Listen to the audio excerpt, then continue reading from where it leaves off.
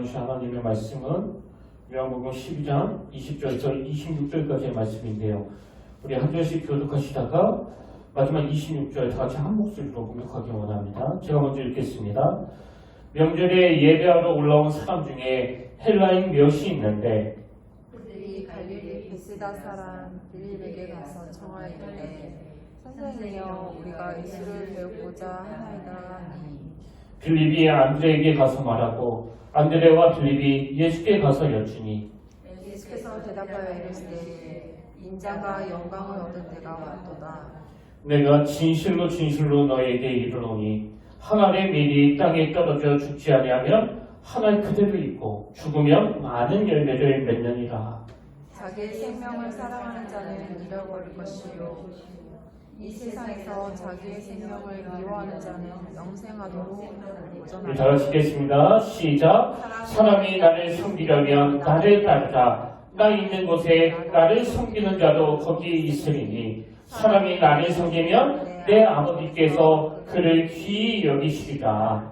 아멘. 할렐루야. 반갑습니다. 우리 함께 인사 나누기로 원합니다. 참 잘 오셨습니다. 은혜 많이 받고 돌아갑시다. 예, 은혜 많이 받고 돌아가시기를 주님의 이름으로 축복합니다. 흔히들 이 기독교를 역설의 종교라고 표현하는데요. 제가 이 역설이라는 단어를 사전에서 찾아보니까 이렇게 설명합니다. 역설, 겉으로 보기에는 모순되고 부조리하지만 사실은 깊은 진실을 담고 있는 표현이다. 이게 역설의 사전적 의미인데요. 제 이런 면에서 본다면 사실 이 성경도 그 역설의 취기라고 말씀드릴 수 있습니다. 그래서 성경에 보면 많은 역설들이 기록되어 있는데 예를 들면 고린도전서 1장 27절 28절이요. 그러나 하나님께서 세상에 미련한 것들을 택하사 치 있는 자들을 부끄럽게 하려 하시려고 세상에 약한 것들을 택하사 강한 것들을 부끄럽게 하려 하시며 하나님께서 세상에 천한 것들과 멸시받는 것들과 없는 것들을 택하사 있는 것들을 폐하려 하시나니 이게 완전 역설 아닙니까? 우리가 세상적인 기준으로 봤을 때 아니 어떻게 그 미련한 것들이 지혜 있는 것들을 부끄럽게 할 수 있느냐고요.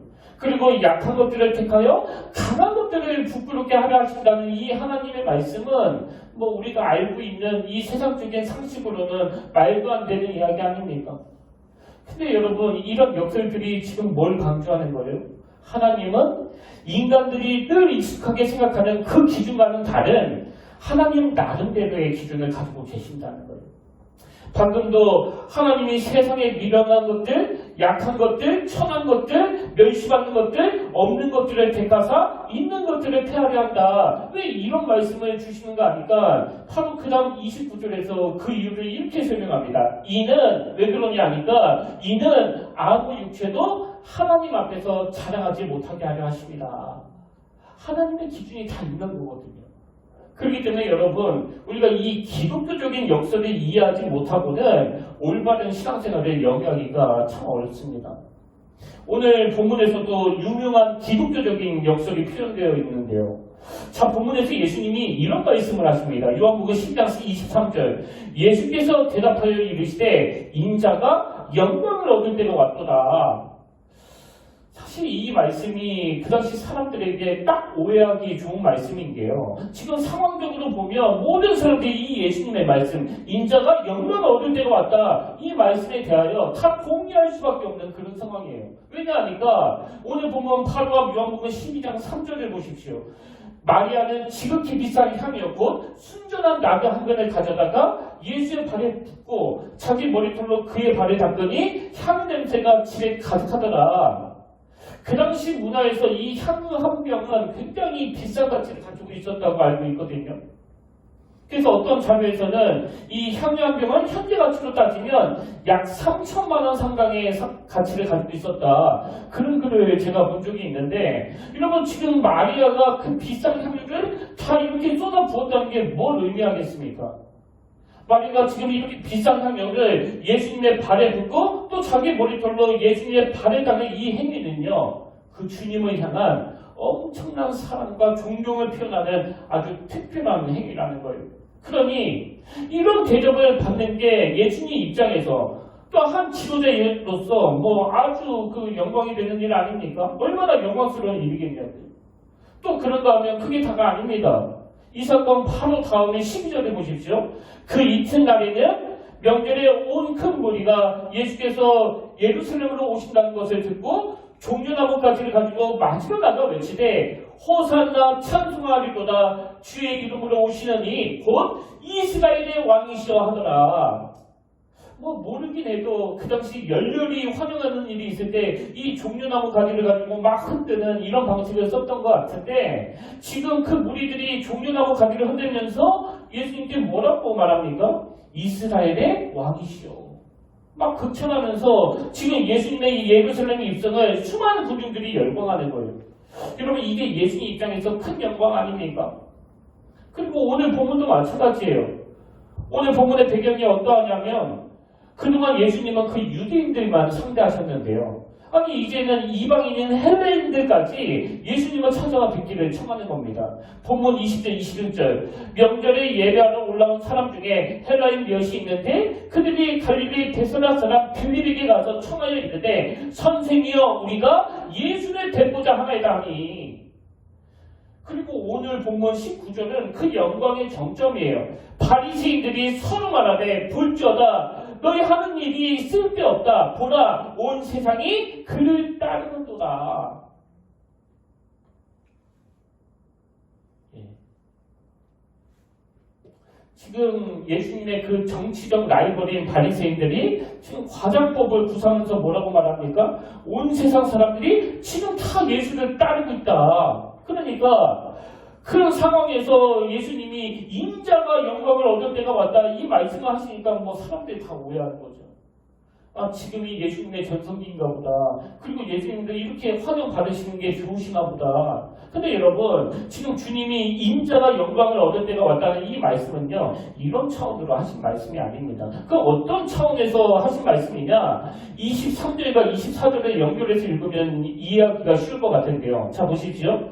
예수께서 대답하여 이르시되 인자가 영광을 얻을 때가 왔도다. 그 다음 보세요. 내가 진실로 진실로 너희에게 이르노니 한 알의 밀이 땅에 떨어져 죽지 않으면 한 알 그대로 있고 죽으면 많은 열매를 맺느니라. 그러니까 인자가 영광을 얻을 때가 왔다는 이 주님의 말씀은 모든 사람들이 다 오해하는 것처럼 마리아에게 비싼 향유를 대접받고 수많은 사람들이 종려나무 가지를 가지고 막 열광하는 이런 영광을 두고서 하신 말씀이 아니라 십자가의 죽으심을 예고하시는 말씀이라는 거예요. 그러니 이게 뭐 우리 상식으로는 이해가 안 되는 거 아닙니까? 아니 목회를 하는데 뭐 수많은 사람들이 막 열광하고 말씀 전하고 나면 막 칭찬이 끊이지 않고 또 축도 끝나고 나면 막 기도받으려고 막 줄을 서고 이게 영광이지 그렇게 배척당하시고 조롱당하시다가 이 십자가에서 죽으시는 게 아니 어떻게 그 영광이 될 수 있느냐고요. 그래서 역설이라는 거예요. 그래서 역설. 여러분 오늘 우리가 예수 믿는다 그러면서요 이 역설을 제대로 이해하지 못하고 자꾸 눈에 보이는 영광만 영광이라고 생각하고 신앙생활을 한다면 그건 반쪽짜리 신앙이에요. 예수 믿는다는 건 이 세상에서 통용되는 그런 세상적인 가치관을 내려놓고 그 대신에 하나님이 제시하시는 새로운 가치관으로 무장하는 거 이게 온전한 신앙입니다. 이런 면에서 제가 본문을 묵상하다가 지난 한 주 동안 계속 머리로 상상되는 게 하나 있었는데요. 저는 이상하게 그 쓸데없는 상상이 많아요. 그 청소년 사회도 오래 해서 그런지 모르겠는데 뭐 있지도 않은 일인데 막 상상이 되는 거예요. 그게 어떤 상상이냐 하니까 여러분 예수님이 그 베드로를 부르실 때 그 장면 기억하시죠? 밤새도록 그물질을 했는데 고기 한 마리 잡을 수 없는 그런 상황에서 예수님이 베드로에게 깊은 데로 가서 그물을 던져라.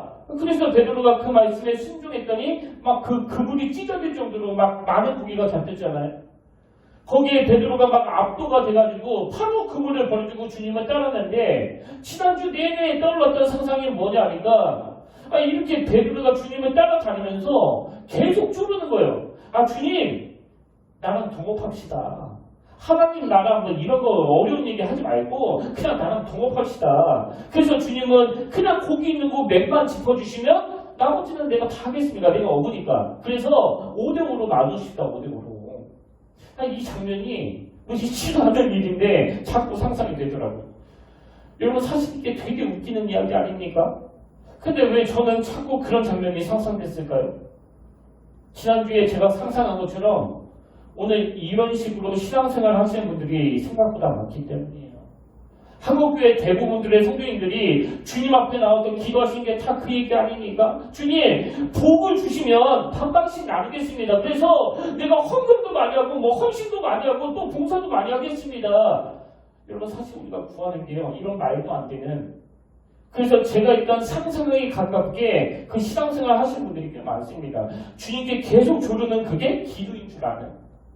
여러분 기도는요, 그런 식으로 그냥 자기 생각으로 막 졸라대는 게 기도가 아니고요. 베드로처럼 예수님을 만났더니 새로운 가치관이 생기는 거예요. 그래서 예수님이 베드로를 불러주시면서 이 말씀을 주신 거 아닙니까? 마태복음 4장 19절 말씀하실 때 나를 따라오라 내가 너희를 사람을 낳는 어부가 되게 하리라. 지금 차원이 다른 이야기를 하시는 거예요. 뭐 예수님을 만났더니 고기 잘 잡게 된다. 예수님을 만났더니 돈 좀 벌었다. 이런 차원을 뛰어넘는 새로운 가치관을 말씀하시는 겁니다. 그래서 저는 그 김구원 교수님의 글이 굉장히 와닿는데요. 한번 들어보세요. 세상은 자꾸 우리를 작게 만들려고 한다. 세상은 자꾸 우리를 작게 만들려고 한대요. 그 다음 들어보세요. 겨우 내 한 몸 먹고 살고 내 한 가족 먹여 살리는 삶이 우리의 목표가 되게끔 세뇌한다. 이런 1인분의 삶을 목표로 하는 사람들은 복음이 가르치는 포기와 복음이 가르치는 어둠의 역사를 절대로 실천할 수 없다. 이 대목 다시 들어보실래요? 이런 1인분의 삶을 목표로 하는 사람들은 복음이 가르치는 포기와 복음이 가르치는 어둠의 역사를 절대로 실천할 수 없다.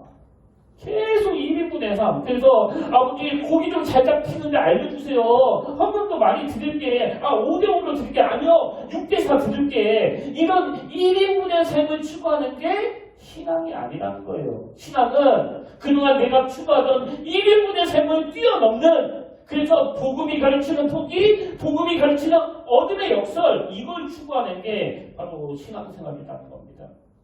그래서 오늘 본문도 여러분이 이런 차원으로 보셔야 되는데요. 자, 25절에 보십시오.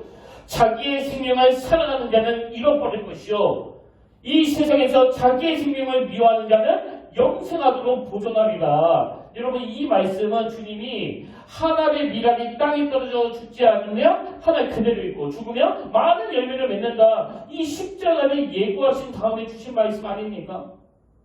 그래서 이 말씀을 가지고 여러 갈래로 의미를 부여할 수 있지만 저는 이 말씀의 가장 큰 의미 부여는 그 권리 포기라고 생각해요.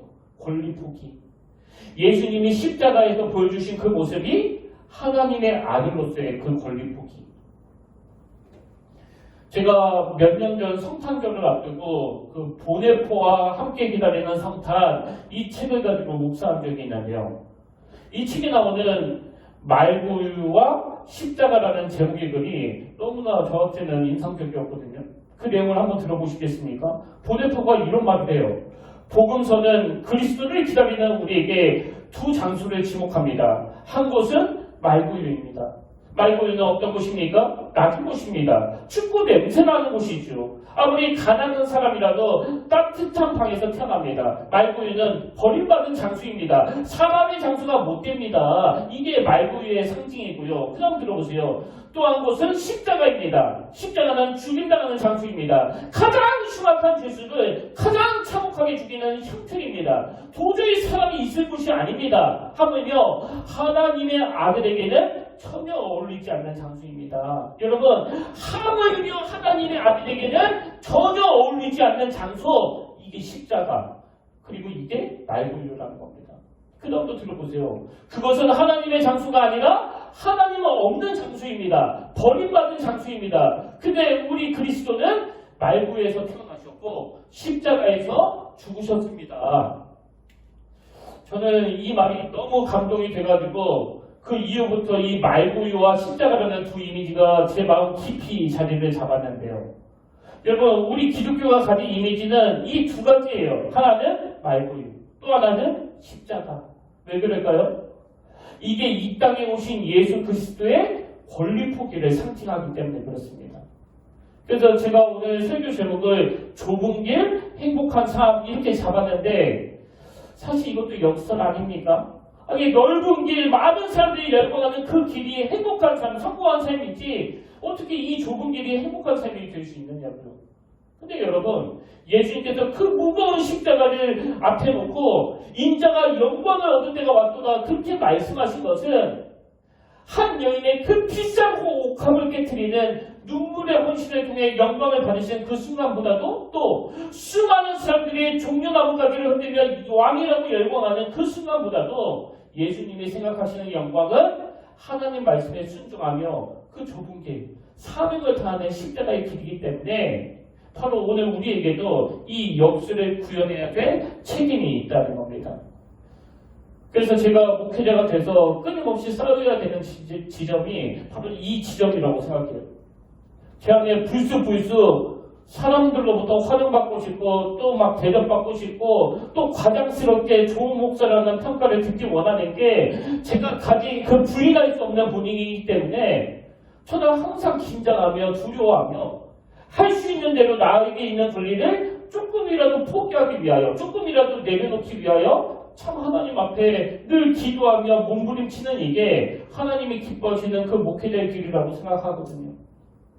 그래서 저는 오늘 저와 여러분 모두가 다 이 좁은 길을 걸으면서도 기쁘게, 즐겁게, 행복하게 걷는 삶을 구현하기 위해 꼭 기억해야 될 두 가지를 전하고 싶은데요. 여러분, 우리가 그 좁은 길을 행복하게 걷기 위해서 첫째로 뭘 해야 되느냐? 권리 포기를 선언하셔야 된다는 거예요. 그리고 그 권리 포기를 실천하셔야 된다는 겁니다. 권리 포기, 실천하기. 자, 25절을 보십시오. 자기의 생명을 사랑하는 자는 잃어버릴 것이요. 이 세상에서 자기의 생명을 미워하는 자는 영생하도록 보존하리라. 여기 보면 자기 생명을 사랑하는 자, 또 자기 생명을 미워하는 자 이렇게 되어 있는데요. 저는 앞에 나오는 자기 생명을 사랑하는 자 이 말씀을 묵상하다가 그 예전에 읽었던 책 제목 하나가 떠올랐습니다. 제목이 이래요. 나만 잘 되게 해주세요. 사실 이 책 제목은 저자가 한때 인터넷에 막 떠들고 다녔던 그 어떤 어린아이의 새 소원에서 따왔는데요. 저도 그 아이의 새 소원이 적힌 그 소망의 글을 봤거든요. 보니까 글쎄요, 한 초등학교 3, 4학년쯤 됐을까요? 근데 제가 그 글을 보면서 재미있었던 게 뭐냐면 나만 잘 되게 해주세요 이렇게 적고 뒤에 세 글자를 더 써놨는데 그게 뭐냐면 그 아이가 새 소망을 이렇게 적었습니다. 나만 잘 되게 해주세요. 꼭 나만. 뒤에 이 세 글자가 붙어있어요. 꼭 나만.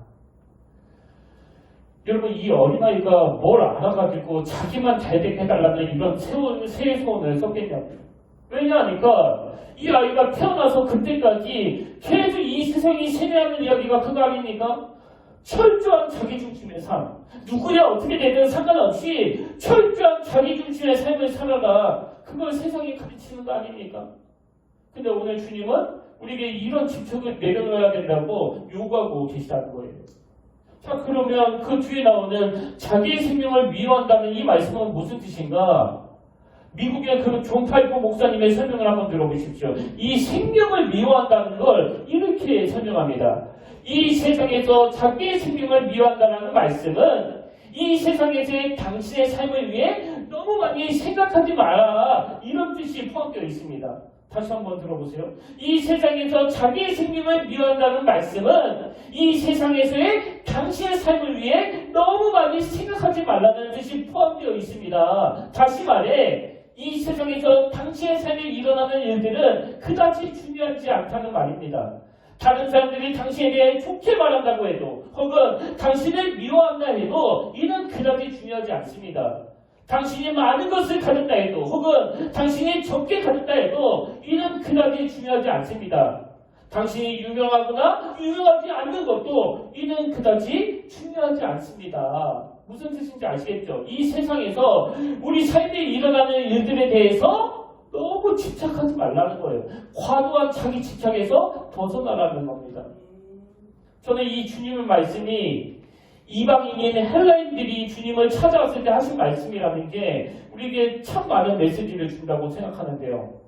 여러분, 세상 사람으로 상징되는 이 헬라인들에게 주님이 지금 이런 말씀을 하고 계신다면 오늘 교회가, 오늘 예수 믿는 우리가 이 세상 사람들에게 전할 메시지가 뭐예요?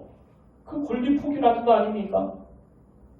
그래서 수많은 사람이 열광하는 그게 내게 영광이 아니라 내게 맡겨진 사명을 감당하는 과정에서 십자가의 길로 가는 그게 나에게 영광이라는 걸 이 세상에게 전해야 된다는 거예요. 근데 참 가슴 아프게도 오늘날 교회나 저 같은 목회자들을 보면 오히려 더 헬라화가 된 것 같아요. 그러다 보니까 우리가 세상 사람들에게 십자가 치는 게 그게 우리의 영광이다 그러면 하여튼 뭐 예수 믿는 것들은 입만 살아가지고 그 포기라고는 할 줄 모르는 것들이 말 꼭 저렇게 잘해요. 여러분, 우리가 이런 소리를 들으면 되겠냐?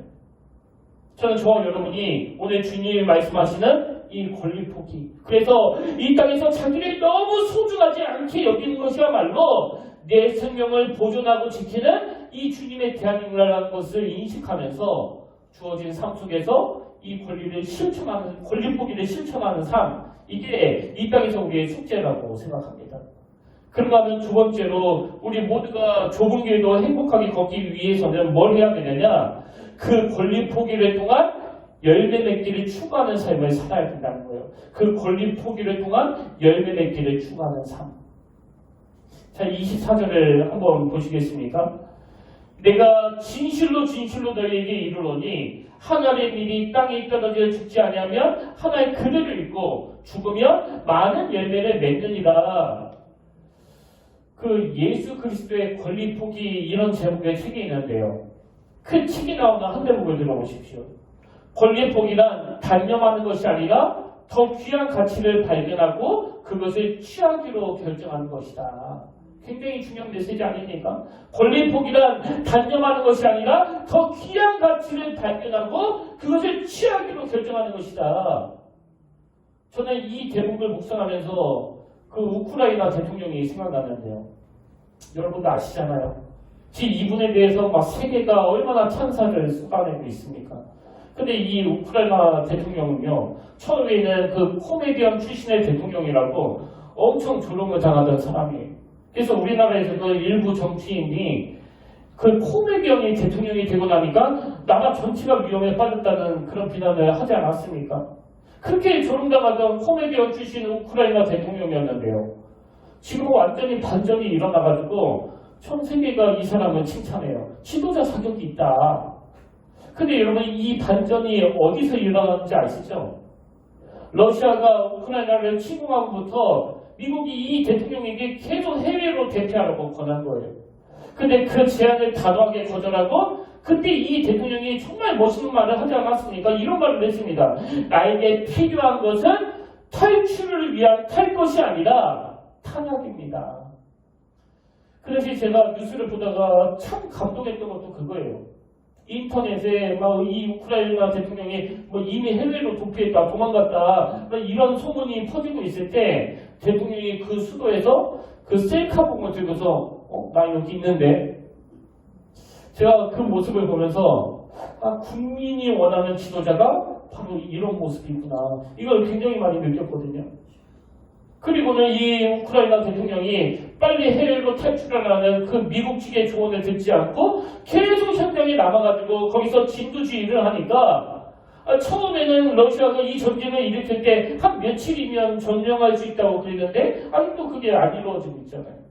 대통령을 중심으로 모든 국민이 한마음이 돼가지고 저항을 하니까 지금 주님이 그 말씀을 하시는 거예요. 내가 진실로 진실로 너희에게 이르노니 하나의 밀이 땅에 떨어져 죽지 아니하면 하나의 그대로 있고 죽으면 많은 열매를 맺느니라. 그래서 그리스도인이 추구하는 권리 포기는요, 단순히 뭐를 포기하고 뭐를 단념하는 것에서 끝나는 게 아니라 더 귀한 가치를 발견하는 거예요. 그리고 귀한 열매를 맺는 겁니다. 그런 의미에서 저는 앞에서 읽어드렸던 그 김구원 교수님의 글을 한 번 더 읽어드리고 싶은데요. 세상은 자꾸 우리를 찾게 만들려고 한다. 겨우 내 한 번 먹고 살고 내 한 가족 먹여 살리는 삶이 우리의 목표가 되게끔 세뇌한다. 이런 일일분의 삶을 목표로 하는 사람들은 복음이 가르치는 포기와 복음이 가르치는 어둠의 역사를 절대로 실천할 수 없다. 오늘 저와 여러분이 정말 하나님의 썩어지는 그 미랄이 됨으로 말미암아 이 열매를 만들어내는 일이 무엇인가를 돌아봐야 돼요. 그래서 목회하는 제 마음의 항상 기준은 이 열매 맺음의 문제예요. 이 열매 맺음의 문제. 나는 지금 하나님이 보시기에 열매를 맺고 있나? 그리고 우리 교회에서 하는 그 모든 행위가 이 열매를 만들어내고 있나? 이게 항상 우리 교회 그리고 저의 목표예요. 그런 의미에서 지난주 저와 여러분이 드린 헌금이 그 튀르키예 지진으로 어려움을 당하는 그들을 위해 사용되었는데요. 여러분 이게 우리 교회 입장에서는 정말 큰 결단을 내릴 거거든요. 근데 이게 권리 포기 아닙니까? 사실 우리가 이 헌금을 안 보낸다고 뭐 우리 교회를 위해서 사용한다고 누가 비난하겠습니까? 그리고 우리도 힘든데 왜 우리가 그 한 번도 못 본 그 사람들을 도와야 되느냐? 근데 하나님은 오늘도 우리의 이 권리 포기라는 희생을 통해 이 열매를 맺기를 원하시기 때문에 그저 눈에 보이는 한 주 헌금 보내드리는 이게 우리의 목표가 아니고 우리의 목표는 우리 중에 작은 권리 포기를 통하여 지금 힘들어하는 그들에게 용기를 심어주고 희망을 심어주고 그리고 참 부족하지만 우리의 작은 권리 포기가 씨앗이 되어 하나님 그 나라에 이 복음의 열매가 맺어지기를 원합니다. 이게 우리 모두의 기도 제목이 되어야 한다는 거예요. 그래서 여러분 우리가 작은 걸 희생해서 우리가 누릴 수 있는 그 권리를 조금씩 양보해서 이것이 그 나라의 열매 맺는 결과를 가지고 온다고 한다면 이게 오늘 예수님이 말씀하시는 내 영광의 때가 왔도다. 오늘 저는 결론으로 이 두 균형 이야기를 드리려고 하는데요. 첫 번째 균형은 고린도전서 9장 26절 27절입니다. 그러므로 나는 다름질 하기를 향방 없는 것 같이 아니하고 싸우기를 허공을 치는 것 같이 아니하며 그 다음 보세요. 내가 내 몸을 쳐 복종하게 하건. 지금 사도 바울이 우리가 목표를 향해 달려가기 위해서는 주님이 걸어가신 그 좁은 길을 가기 위해서는 끊임없이 내 자아와 싸워야 된다고 말씀하고 있는데요. 제가 어느 글에서 보니까 여기서 말하는 내 몸을 친다라는 이 표현은요. 그 당시 격투기 용어래요. 격투기 용어. 그래서 그 우락부락한 두 격투사가 이제 상대방을 한 방에 때려 눕히기 위해서 주먹을 휘두르는 이 행위가 내 몸을 친다라는 표현인데 여러분 이게 지금 무슨 의미를 가지고 있는 거예요? 사도 바울이 뭘 강조하는 겁니까? 우리가 그 격투사를 상대하는 것처럼 내 자아를 한 방에 눕히지 않고는 그 좁은 길을 걸어가는 게 불가능하다는 그 얘기예요. 근데 여러분 한번 생각해 보세요. 내 자아가 그 우락부락한 격투사라면 우리가 어떻게 그 싸움에서 승리할 수 있겠냐고요. 우리는요. 내 자아를 이길 수 없습니다. 이게 첫 번째로 드리고 싶은 균형이라면요. 두 번째 균형은 제가 신학교를 다녔을 때 겪었던 아직도 잊혀지지 않는 한 사건이에요. 결론을 이 이야기로 맺으려고 하는데요. 제가 여러 번 강조했지만 신학교 다닐 때는 정말 그 성령 충만 그 자체였다고 제가 많이 말씀드리지 않았습니까? 그래서 저는 신학교 다닐 때는 하나님으로 내가 막 너무나 감격이 돼가지고 막 길 가면서도 울고 또 예배 들어가면서도 울고 분 먹으면서도 울고 그렇게 성령 충만한 신학생 시절을 보냈는데요. 그게 정확히 몇 학년 때인지 기억이 안 나지만 어느 날 그 수업 마치고 차를 몰고 이렇게 집으로 가는데요. 그때 제가 그 하얀색 마티즈를 끌고 다녔었거든요. 근데 이 차가 그 연식이 오래돼가지고 시동도 종종 잘 꺼지고 또 에어컨도 고장나서 그 선풍기 달아놓고 또 아무리 세게 밟아도 그 80km밖에 안 나가는 겁니다. 그래서 고속도로를 탈 때는 항상 그 갓길로 다니곤 했는데요. 학교 마치고 차를 타고 집으로 가고 있는데 그 산거리에서 여러분 운전하다 보면 종종 이런 경우가 있잖아요. 산거리에서 내가 우회전을 하려고 하는데 우회전할 때는 신호가 따로 없습니다. 사람 없으면 지나가도 되는 길이에요. 근데 그 상황이 어떤 상황이냐면 앞에 있는 차가 조금만 앞으로 가주면 제가 우회전을 할 수 있는 그런 상황인 거예요. 그래서 집으로 갈 수 있는 겁니다. 제 차 바로 앞에는 그 검은색 그랜저가 서 있었는데요. 제가 우회전은 깜빡이를 켰는데 아마 그 차가 못 본 것 같아요. 그래서 제가 경적으로 짧게 마티즈 경적 소리가 그거 아닙니까? 빵 딱 이렇게 짧게 내면서 조금만 앞으로 가달라는 그 신호를 보냈거든요. 그런데 그 차가 앞으로 갈 수 있는 그 공간이 충분히 있었는데도 불구하고 뭐 끝까지 안 비켜주더라고요. 그래서 저도 뭐 포기하고 파란불이 돼서 앞차가 빠질 때까지 기다렸는데요. 문제는 그 다음에 일어났어요. 이제 신호가 바뀌고 앞차가 이동을 하니까 저도 이제 공간이 생겨서 우회전을 하게 됐는데 그 그랜저가 그때부터 뒤에서 막 쌍라이트를 깜빡이면서 저를 무섭게 따라오는 겁니다. 그리고는 제 차 옆으로 와서 그 창문을 내리는데요. 막 이 팔에 막 문신이 가득한 두 명이 저를 향해서 막 욕을 하면서 막 차 세우라고 막 그렇게 소리치는 거예요. 그러니 뭐 제가 뭐 얼마나 무서웠겠습니까? 거기 뭐 CCTV도 없는데. 그래서 제가 막 악셀을 막 세게 밟는데요. 아까 말씀드렸죠? 제 차는 아무리 밟아도 80km밖에 안 나간다고. 아무리 밟아도 막 도망갈 수가 없는 거예요. 뭐 그 새 차를 어떻게 이깁니까? 그래서 그 차가 제 앞을 막으면 저는 또 가길로 이렇게 도망가고 또 제 앞을 막으면 또 도망가고 이거를 막 계속 반복했는데요. 저에게도 그 기회가 찾아온 거예요. 큰 사거리에서 그 차들을 딱 돌릴 수 있는 조로의 기회가 온 겁니다. 그래서 막 어렵게 그 차를 딱 돌리고는 결국 집에 도착했는데요. 뭐 집에 왔는데도 이 떨리는 가슴이 오랫동안 진정이 안 되더라고요. 그리고 나서 한 일주일 지났을까요? 그날도 여느 때와 마찬가지로 수업 마치고 그 동기들과 식당에 가기 전에 제 노트북을 차에다 두려고 차로 갔는데요. 그 그랜저가 제 차를 가로막고 저를 기다리고 있는 겁니다. 그리고는 그때 봤던 그 팔에 문신 가득한 그 건장한 남자 두 명이 오더니 그 신앙관 앞에서 저를 막 무차별 폭행을 한 거예요. 그래서 그때 뭐 몸도 많이 다치고 안경도 깨지고 옷도 찢어지고 뭐 다행히도 바로 옆에 있던 동기가 신고를 해가지고 그 상황이 빨리 수습이 됐는데요. 솔직히 말해서 그때 제 심정이요. 너무 막 비참하더라고요. 그 경적 한 번 울린 이게 뭐 이렇게 맞을 일인가? 이제 병원에 가서 치료를 받고 나중에 파출소에 가서 알게 된 내용인데요. 그 건장한 남자들이 20대 초반이라는 거예요. 20대 초반. 그렇게 허탈한 마음으로 조서 쓰고 나오는데요. 여러분 아시죠? 파출소에서 조서 쓴다고 끝나는 게 아니고요. 경찰서까지 가서 신고서를 써야 그 사람을 처벌할 수 있는 거예요. 그래서 경찰서를 가려고 나왔는데 저를 때리는 그 청년의 아버지가 밖에서 저를 기다리고 계시더라고요. 그리고는 저에게 다가와서 뭐 크게 안 다친 것 같은데 그냥 뭐 이 80만 원 가지고 우리 합의하자고. 여러분이 그 상황이라면 어떻게 하시겠습니까? 합의하시겠습니까? 뭐 금액이 크고 적고를 떠나서 지금 용서를 구할 마음도 없는 거예요.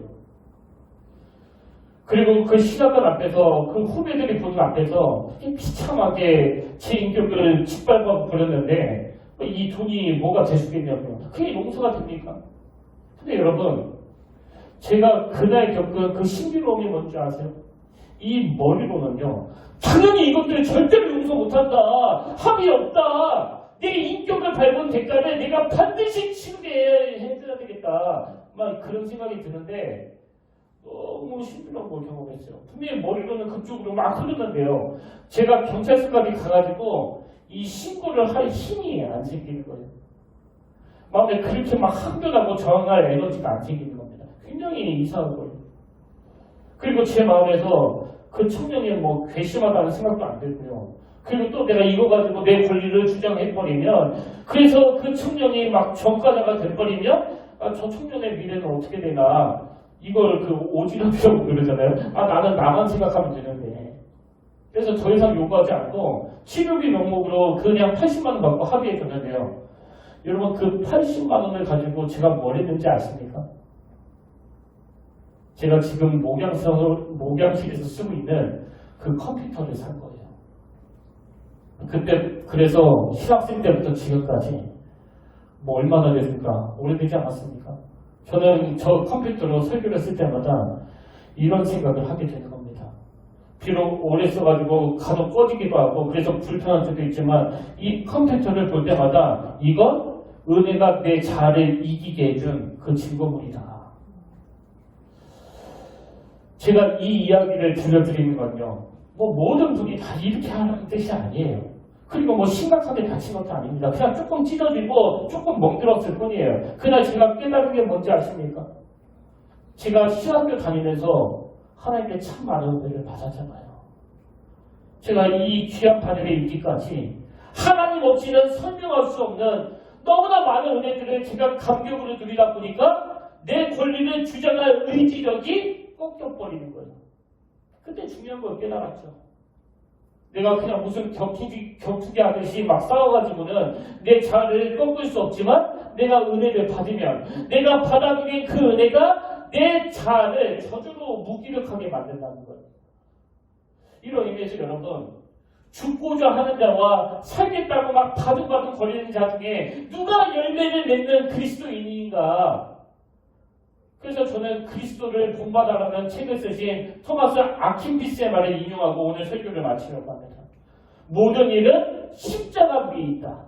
모든 일은 십자가 위에 있다. 매일 십자가에 죽지 않고는 생명과 평화를 얻을 수단이 없다.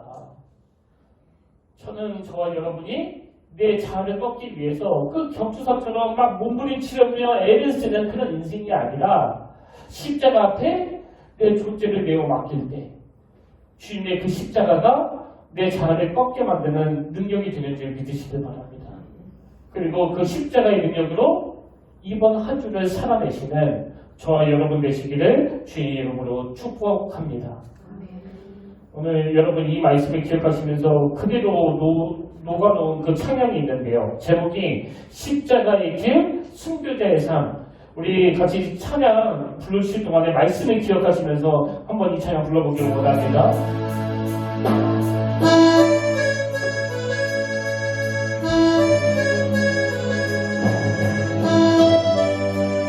내 마음에 주를 향한 사랑이 내 마음에 내 주를 향한 사랑이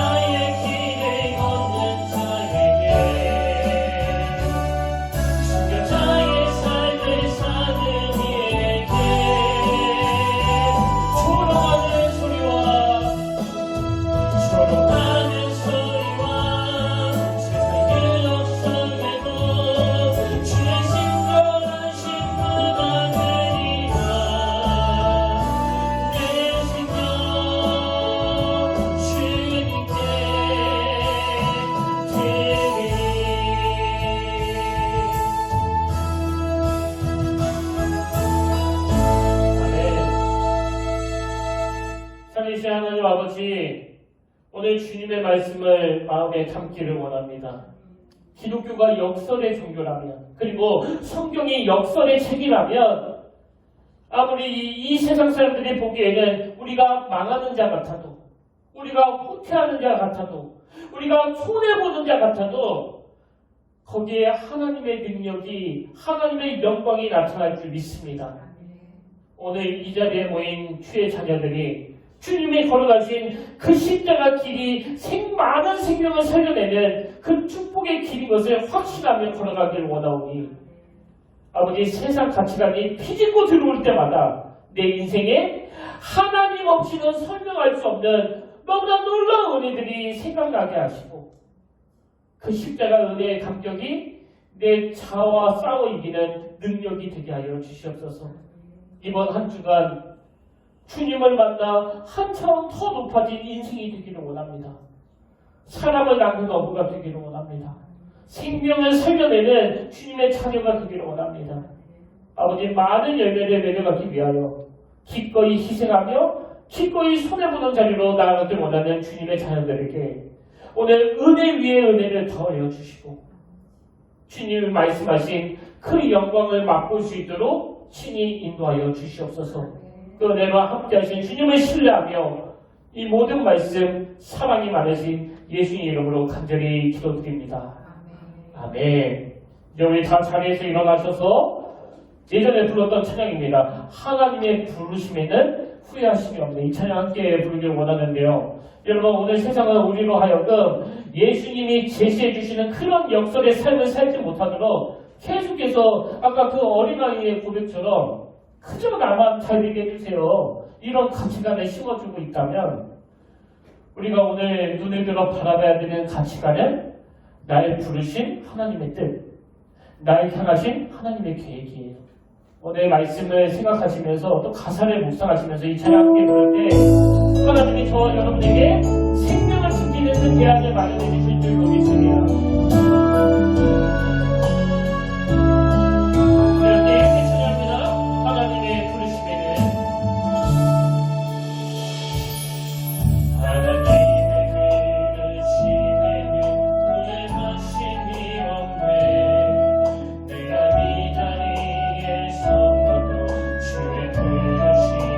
하나님의 부르심에는 하나님의 부르심에는 결코 실수가 없네.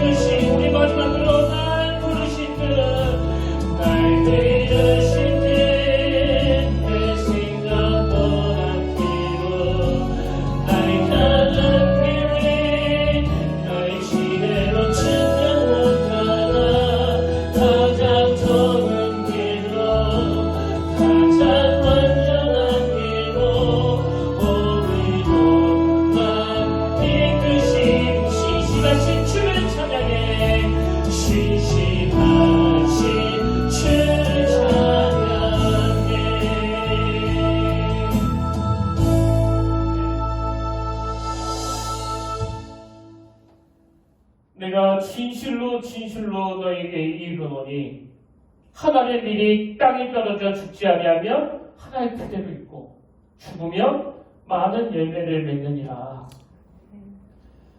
살아계신 하나님 아버지, 우리 평택교회가 함께 모여 예배 드릴 때마다 내가 어떻게 하면 잘 죽을 수 있을지, 어떻게 하면 희생하고, 어떻게 하면 내려놓고, 어떻게 하면 포기할 수 있을지 고민하며 매일매일 하루하루를 고민하며 사는 그런 교회가 되기를 원합니다.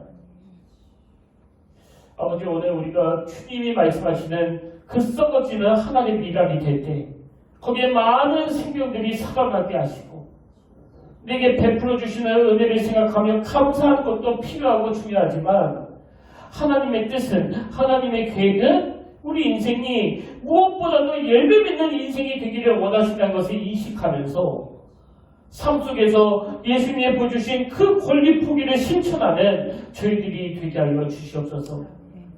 그런가 하면 오늘 우리가 이 땅을 살아가는 것이 아버지 또 다른 어떤 분들에게는 축복이 되고 선물이 되기를 원합니다. 이번 한 주가 극단적 이기주의가 난무하는 이 시대 속에서 그 좁은 길, 십자가의 길을 걸어갈 때 그 걸음걸이가 함께 하시는 하나님을 경험하며 인생의 참된 행복을 누릴 수 있도록 주님 인도하여 주시옵소서. 이제는 우리 주 예수 그리스도의 은혜와 하나님 아버지의 다함없는 사랑과 성령님의 감동, 감화, 위로교통 충만하심의 역사가 오늘 주신 말씀 마음에 담고 썩어지는 하나님의 미랄, 수많은 생명을 살려내는 그 미랄로 살아가기를 다짐하며 예배하는 모든 주의 자녀들 머리 위에 지금부터 영원토록 함께 하시기를 간절히 축원하옵나이다.